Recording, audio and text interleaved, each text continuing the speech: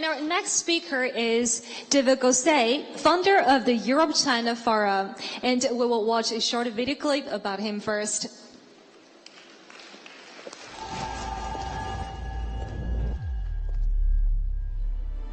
The China-Africa relations are extremely important.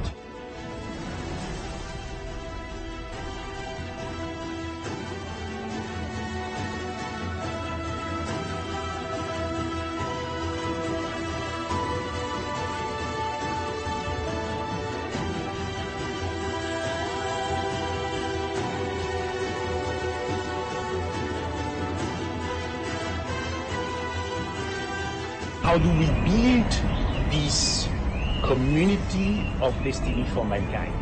It is not in one event, by one event or one decision. It's a long process.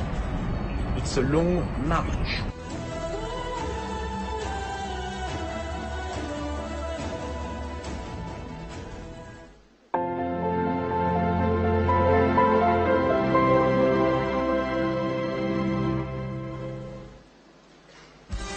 Please.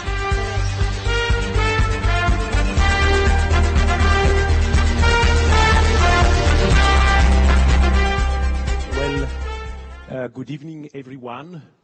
And I would like to thank China Daily, and I see Mr. Cho sitting here, of course, the authorities of Beijing. I have appreciated your speech very much, sir. The State Council, Minister Kuo, and by the way, your English is fantastic, fantastic. I was very, very happy to listen to the speech of President Qin. And while I was listening to you, of course, my thinking was very clear. I want to go tomorrow to visit Africa. And I think you reached the target, because everybody knows here that last year 150 million Chinese people went to travel around the world. And by 2025, we estimate that more than 500 million Chinese will visit the world. So if half of them go to visit Africa, it would change many things for the African people. And Mr. Qin, also let me tell you that the work in such a short time you have been doing with the AIIB is simply extraordinary. You are a wonderful person, and I know that you will be even more successful with your bank in the future. Now, if you allow me, I will step back a little bit. It's a wonderful topic, China-Africa, but I am also very happy, Mr. Cho, because we are in a university. I love universities, and I love you, dear students. So therefore, as preliminary remarks, I would like to tell you that indeed we are living in a new era. But this new era, to a certain extent, is also new because it is an era, it is a moment of unprecedented complexity, a world of complexities. Our world has never been so complex because, indeed, of the combination of these four factors. Number one, demographic change. And here I have very simple messages to convey, but I hope you think about these messages. You know that we live in a world of 7.5 billion people, but I would like you to understand where we come from. Imagine the world in 1850. It was a world of 1.2 billion people. Therefore, The population of Africa today, you said that, President Chin, is more than the population of the world in 1850. And of course, the population of China is more than the population of the world in 1850. Then we went on to grow in terms of population. The world population in 1945 was 2.5 billion people, and in a very short period of time, we grew to 7.5 billion people. Imagine the pressure it means for all of us, and also in terms of ecology. And I was also very moved by your very subtle reference to the harmony between man and nature. This is so important. But my dear colleagues, my dear friends, I simply believe that the way we consume, the way we produce is not sustainable when you remember that from now to 2050, we are going to add on the same small limited planet with limited resources approximately the population of China plus the population of India. In 2050, we will be 10 billion people. I hope you remember this element of change, which is going to create a world of unprecedented complexity. And by the way, we have many African friends in the room. You remember that your continent, 55 members of the African Union, 1.2 billion today, but in 2050 it will be 2 billion. And this is a very important element of change. A country like Nigeria, almost 200 million people, will be in 2050 the third largest country in the world in terms of population. Very important change, and we will have to adjust. Because of the time constraint, we cannot develop a second message when you think about demographic change, but which is very important, the increase of life expectancy. It's a good news. All of us, we live longer and longer, but I want you to understand that in a couple of decades, in some regions of the world, the life expectancy in average will be above 90. It will have a profound impact on our societies, and there are many things that we will have to rethink. And last but not least, very relevant for the African continent, we live in a world in which we have more and more people, but most of us, we live in cities. And we have to stop to build dumb cities. The notion of smart city is absolutely key. We have the finance to a certain extent. We have the technology to build smart cities. We need to do it now. And I know that the AIIB is playing a very important role in that domain. And it is very important for the African continent also to pay attention to the building of smarter cities. The second element creating a world of unprecedented complexity is, of course, technology. We could discuss many aspects of this change, robotics, biotechnology, nanotechnology. Tonight, I would like to tell you the following.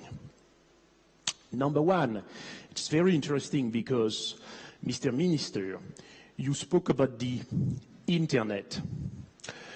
And indeed, we need to understand that we live in a world in which we do not have 4 strategic dimensions, but 5.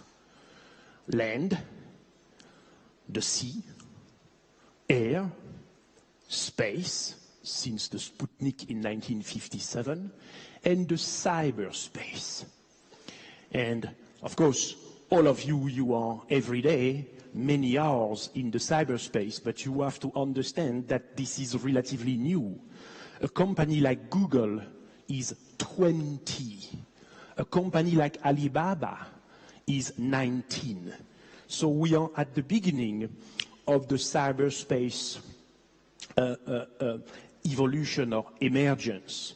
And here I have a very clear message to convey. We still need to be aware of the digital gap. You have, all of you have access to internet, but in many regions, and actually in many countries in Africa, things are improving, but the access to internet is an issue. And we need to work on that now, because what comes next, actually what has already arrived, is the AI disruption, the artificial intelligence disruption. And those who will have access, who will be able to use AI, will have a tremendous, let's say, more than a competitive advantage vis-à-vis those unable to have this access. And clearly, because of the technological change that I see, that we observe all together, I worry very much with the idea of a divided mankind. We need to pay attention to that, because what comes next is, of course, quantum computing, quantum communication, but I ask you, especially the students, to pay attention to not the virtual reality revolution, but the AR reality revolution, the augmented reality revolution. Sorry, I have been told that I have only 5 more minutes, therefore I need to accelerate. This is the rule of the game. Now, the combination of demographic change, technological change, what is written, power diffusion is also very important. Look, this is something fantastic. I can see in the room so many mobile devices. And thanks to China, by the way, many African friends have a mobile device in Africa, and this is great. But think about the change. What does it mean to have a mobile device in your hand? It means 2 things: unprecedented, but also creating a world which has never been so complex. Access to information, and information is power, and the capacity to broadcast. Tonight, you go back to your rooms and you can broadcast what you think about this event on WeChat or on Twitter, on the social networks, and it has an impact. But I also believe that it is an element, it is a new media, if you wish, which is fooling the issue, or one of the reasons why we have to deal all across the world with populism. So this is an important element of change. And the 4th factor creating a world which has never been so complex is, of course, geopolitics. And we live in a world which is not bipolar anymore, certainly not unipolar. This is a world characterized, defined, better defined by multipolarity, not the world of the G7, but the world of the G20. And by the way, in the world, in the G20, Africa is represented with South Africa. But by the way, I am sure that we have many friends from Nigeria. It is an issue to have the largest economy in Africa, meaning Nigeria, not being in the group like the G20. So reforms of these institutions also will have to be considered. And when you think about a world which is multipolar, the relations between China and Africa are absolutely key. And the idea I would like to convey is very simple. Very simple. And I wish we could have the time to discuss it. The Chinese Renaissance, in my mind, is generating while we speak the renaissance of the African continent. You remember this vision of the successor of Nelson Mandela, Thabo Mbeki, talking about the African Renaissance. While we speak, the Chinese Renaissance triggers an African Renaissance for several reasons, economic but also political, geopolitical, and this is something that we need to welcome. And before I take your questions, I would like to end with two very simple ideas. One, and I come back to what the President said, President Xi, on the Belt and Road Initiative.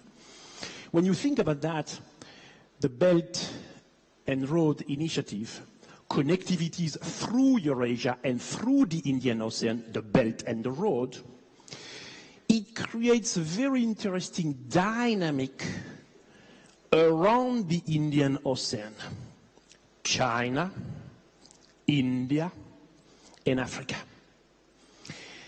And I have told from my accent, everybody understands here that I was not born in London.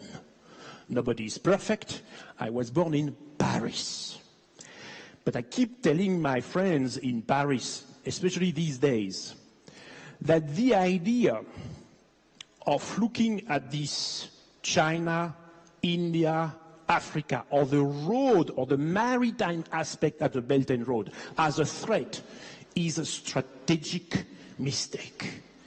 And I worry about this notion of the Indo-Pacific region, which is clearly an answer to the Belt and Road Initiative. But it is a wrong answer. If there is an Indo-Pacific region, this axis, so-called axis, we need to build synergies with the Belt and Road Initiative. This is absolutely vital. This is absolutely vital. And I believe, thanks to people like you, because you are the future. You are the future. That's what's going to happen. But we need to work seriously on it.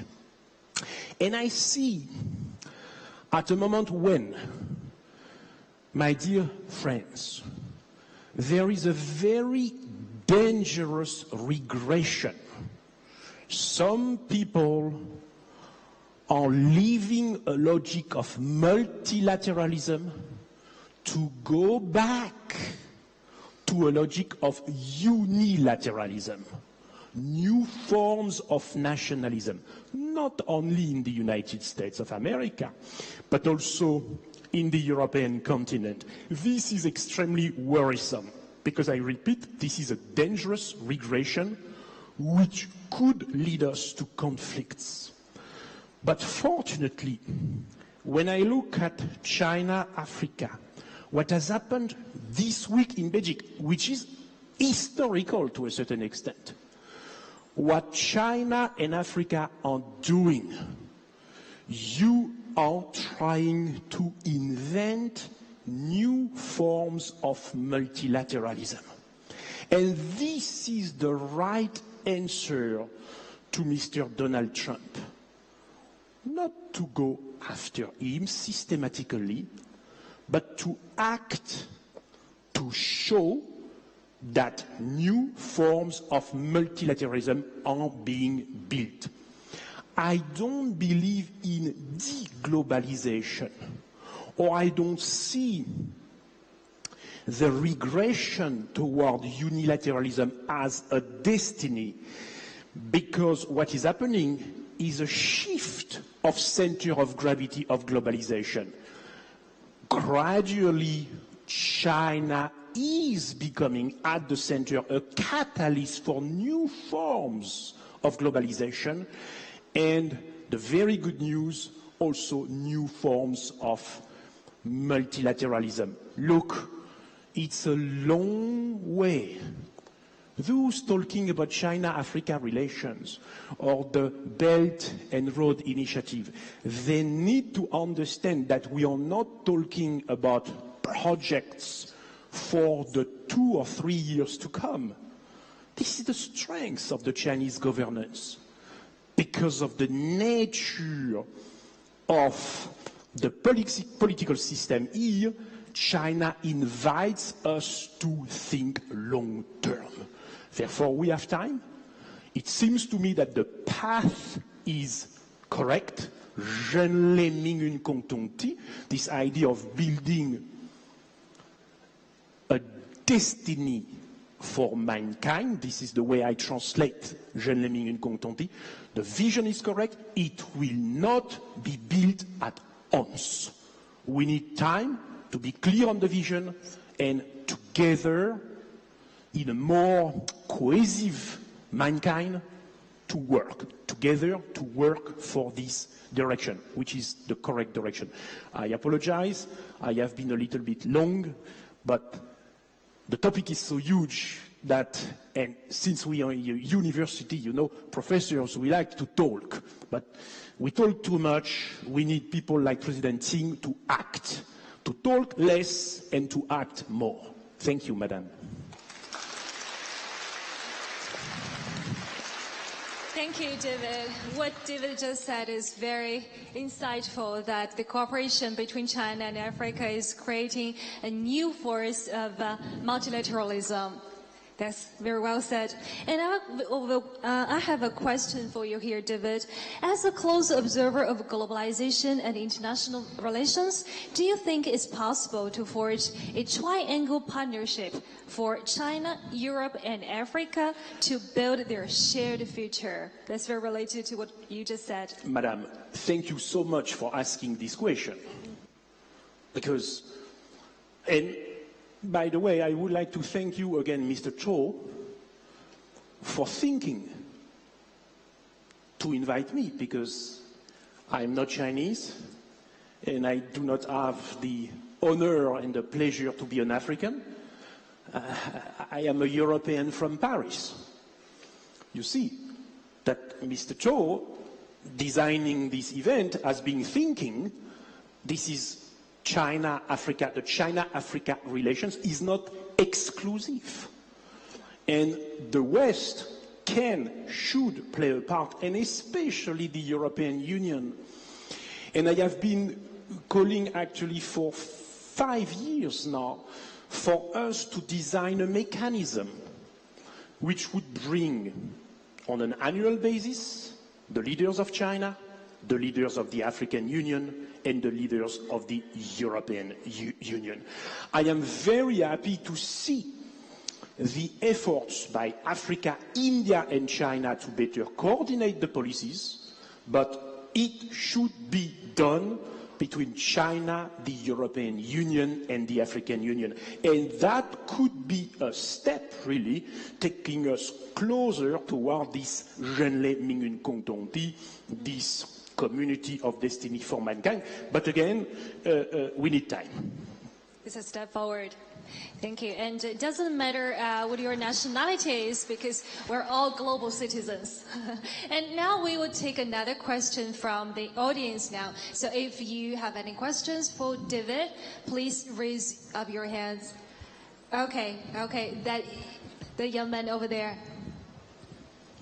Good evening, ladies and gentlemen. My name is Peter Eze. I am from Nigeria. I'm so happy. You know, I'm so happy. Yes, the country with the largest economy and population in Africa. Absolutely, and larger than the economy of South Africa. Yes. And therefore, it is why I think the G20, it's very important to have South Africa in the G20, but what about Nigeria? Okay, that should be the future aspect of it. I'm also a postgraduate student of the University of International Business and Economics. So Chinese people and Africans have been injected with new energy after the 2-day summit on Sino-African Cooperation, that's FOCAC. So, sir, in your opinion, what should be the new starting point for China and Africa to build a shared future in the new era? Starting points. It's you, sir. It's you. It's you. Mr. Xi Jinping, in his speech, spoke a lot about the young people. The young people are the key. And you know the fact that today, while we speak in China, we have more than 50,000 African students studying in Chinese universities. And this is, of course, the starting point, because everything depends on people. People. And without people-to-people exchange, it's rhetorical. Therefore, the starting point is you, absolutely you, and also our Chinese friends going to Africa, also as tourists, and to build the connections to take us closer to this ideal. This is very important. But now, from a more theoretical perspective, allow me to share an idea with you, and also something which is a key element of the Sino-African link, if you wish. When you observe international relations, and especially the dynamics within the UN and the UN Security Council, I invite you to look at the documents. Everything is on the web, of course. You will notice something which is very important. China is the only power in the world which looks at Africa as a continent of 55, if you wish.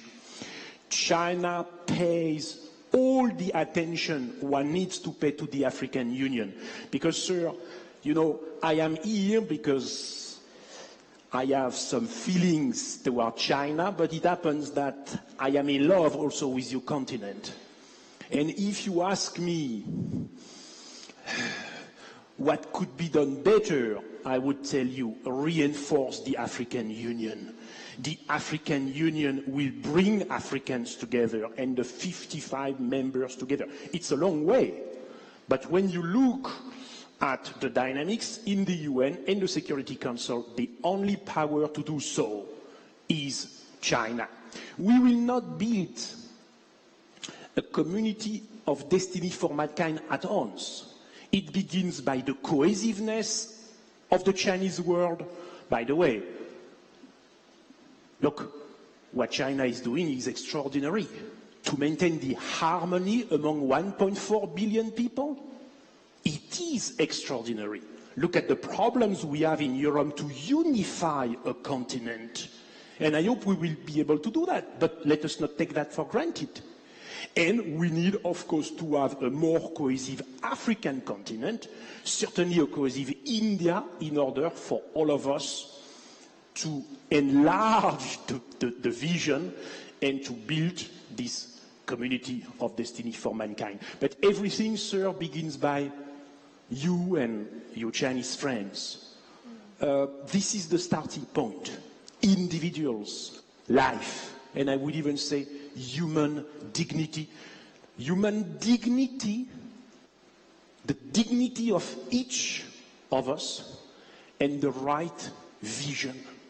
And I think those who are not working for a more cohesive mankind will not be remembered by the future generations. I don't want to name anyone here, but those working for a more cohesive mankind will be remembered. Think about that. Thank you. And sorry, madam. Yes. Okay. Okay, thank you, David. So the starting point should be every individual, and youth is the future. Okay, has David answered your question, sir? Okay, thank you for asking that. And thank you, David, for your wonderful speech and your answers to questions. And 我可以跟你们说一个感觉嘛？可以。你们记得哈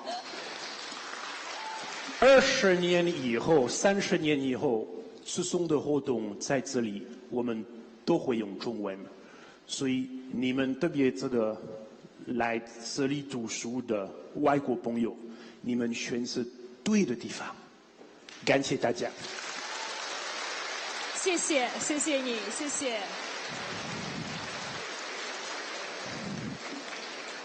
Okay, thank you, David.